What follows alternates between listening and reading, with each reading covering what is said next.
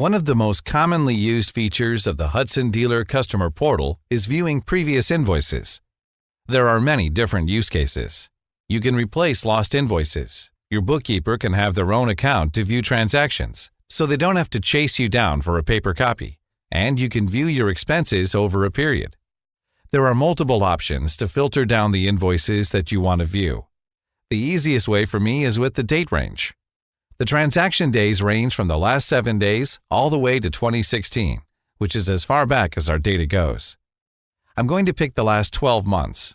You can also use categories to view parts, rental, sales, and service invoices to break them down by category. I just selected the last 12 months and I'm going to click Search, and below you can see all your invoices and the details listed out. You have your date, your invoice number, your category, and your amount. If you'd like to view a more detailed version of your invoice or print it off, you can click the red PDF icon on the left and it will open the original invoice in a new tab. Here you will see the full detail of the original invoice, or you can print it off up here.